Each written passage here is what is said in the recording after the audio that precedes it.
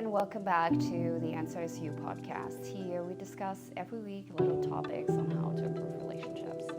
I'm a big believer that the moment we shift internally, we create a ripple effect into every single relationship we have in our life.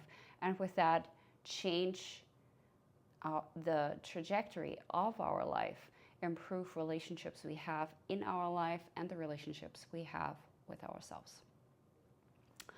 And with that, the Answer Is You is really all about creating self-awareness. Because so much of the way we think, so much of the way we respond to triggers, on the way we respond in challenging situations is really all stored in the subconscious mind. So we learned over time what is the best way to respond to certain triggers, to certain situations that feel unsafe. Because for us, that way of responding felt the most safe in the past. So as long as those patterns are subconscious, we will always respond the same way because it's just what we do on autopilot. So if we really want to change certain patterns, so look at certain cycles we keep engaging in our life, we really need to bring awareness to it. Because like I said, I think it's about 95% of the way we think, the way we respond, is saved in our subconscious mind. So this is our autopilot mode. So just when we bring awareness to it and ask ourselves, for example, why do I respond this way? Why do I even have this thought? Why do I think this way about that person? And it's really always backtracking and bring the awareness back to ourselves. Not make it about someone else and the way they respond and the way they show up, but what it does within us. Because this is how we can change. Everything starts with us. Even if we sometimes feel this is not right, or we should not always be the one to try to create change, but it's on us. If we want to have the change, it's on us to create it. That's how easy it is, because otherwise you always give your power away too. You really want to be in an empowered space, and you only are in an empowered space if you are the one working toward creating that change that you want to have in your life. And for that, you need to step into your power and ask yourself if this is still aligned, if certain patterns that you're engaging in, if they will allow you to create the future you want to create the relationships you want to have in your life. And if the answer is to one of those behaviors, one of those thought patterns, no, then it's on you to change them for the better. And this is what this podcast is all about. So moving forward, I do not just want to bring light on certain topics and how to maybe work through them or reframe them, but I also want to talk about examples week to week about things that I brought awareness to in my life. So this week I want to talk about how sadness can really influence procrastination. Because for me, sadness was always, and I mean, it's for many of us. We all have experiences that move us through the space of sadness and through a lot of pain and grief. But there's different ways for people to respond to it. So for me, it was always from childhood experiences, from relationship experiences, that there was this lingering sadness that I really had to work with and allow myself to be in the space to feel it so I can hold it, so I can transform it. And sadness as it is, it's just a really hard emotion for many of us to feel. Even during my breathwork sessions that I'm holding for groups and for one-on-one sessions, sadness is always something that is really, really hard for people to feel because it makes them feel very vulnerable. Because everything that is connected to sadness is something that was very close to our heart. So most of the time, our first response to sadness is to just push it away because we do not want to feel the pain. But the second part to this is when it comes to sadness, we just want to push it away and just tell ourselves it was not that important. We will get over this. But as long as we do not feel sadness, we will actually not get over this, and we will not be able to move on from certain experiences. We always carry that sadness within. And what I noticed for myself, and it can always be different, sadness shows up in different ways for different people. I can just tell you, and maybe this is a line for you too, and that's just something that you can sit with after you're listening to it. For me, and I've been on my healing journey from my early 20s and really worked intensely through experiences, or intensively through experiences, probably for the last 5 to 6 years, where there was so much sadness. In between, it was just like unbearable. But so the last year, I would notice after I started this business, Tana Terra Healing, where I offer breath work and sound healing, as well as other somatic modalities to help other people work through emotions that are difficult to feel, work through trauma. I really noticed that, first of all, for me, it's easier to hold space for other people working through their sadness more and more because I was able to heal those parts within me. But especially last year, there was still so much sadness where it was like so deep. It was like, it felt so heavy and so dark that even for me, it felt really hard to go in it and be in it. It really felt in between last year like it would just break me apart. But the beautiful thing is, this is when we really get to the core of it.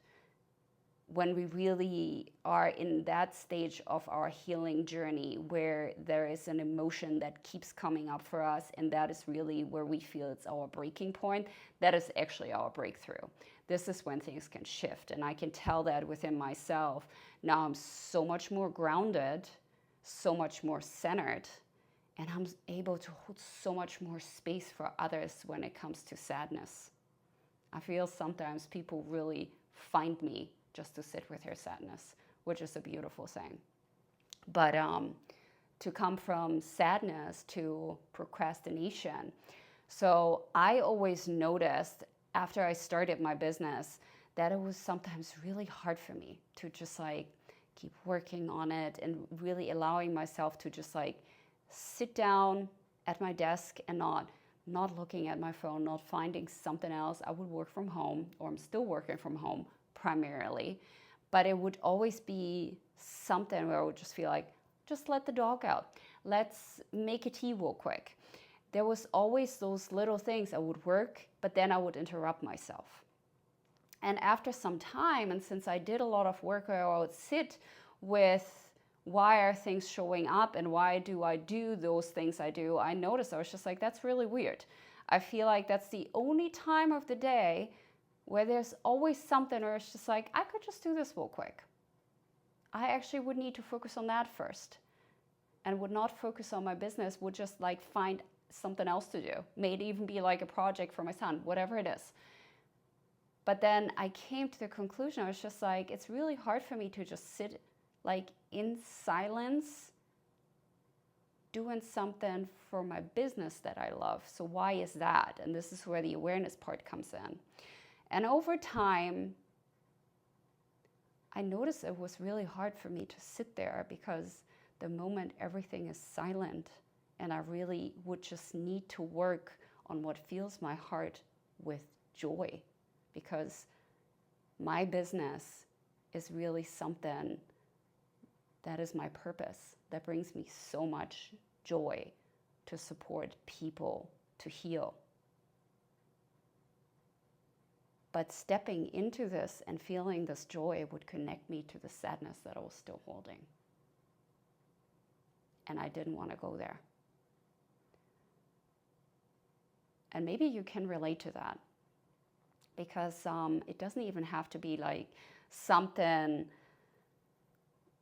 that you do that brings you that purpose, that brings you that joy. But sometimes it's just like this moment of silence where you just feel like you just can't sit with that, or you just stop doing something in general. And I feel like that kind of creates the same energy that actually came to mind this morning when it comes to procrastination and sadness and how this is connected.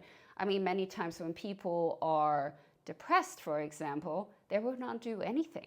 They just don't feel like they have the energy to move forward. And while I was not depressed and I would do other things, I would just not be able to do the things that I wanted to do that would bring me joy, because that would have meant for me to also sit with that sadness. And that was a space that was very triggering and hard for me. And that actually, like looking back now to last year where I sat with so much sadness, that completely shifted. Now I'm just sitting there and just doing what I want to do and creating what I came here to create. So I just wanted to share that with you, because maybe this is something that feels aligned with you too. That sometimes it's not that we are procrastinating because we do not want to move forward and do not work towards our goals. Maybe there's some emotion that still needs to be felt that is in the way, that is creating this block. And until we feel it, it doesn't allow us to move to that next level.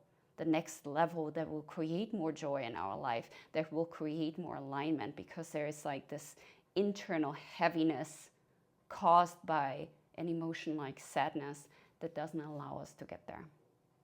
So can you allow yourself to feel it? And that is really something you can do that on your own. If you notice like this feeling, I don't really want to do this today, I know it would be good for me. Maybe it's for you, maybe it's something like it's working out. So it's something that is good for your body. So why do you not allow yourself, or why do you not want to get there? Because you know, like after you're working out, maybe that's let's work with working out and just put the attention on that. You know you would feel better. You know what make your body feel better. You want to have a healthy body and mind, and working out will always make you feel better, make you feel more energized. So then allow yourself to sit with it a moment. Maybe there's something I need to feel. Why do I not want to hold space for me in that way that I can feel the best way I can? Why do I feel like I'm not worthy of self-care? This is all questions we can ask ourselves, and then we come also finally, after those beliefs are revealed to us through self-awareness, through asking questions, there will also be an emotion that shows up for you. Or maybe you ask yourself, what is the emotion connected here? Why do I not want to take care of myself? Am I not feeling worthy of taking care of myself? Most of the time, something like sadness and self-worth, lack of self-worth is showing up here. And then you can sit with that sadness too, or that heaviness, or whatever the emotion is that is coming up for you, and then see how that shifts. Because the moment you feel that emotion connected to it, it will shift. It will give you like that energy to move forward. And this might be a process.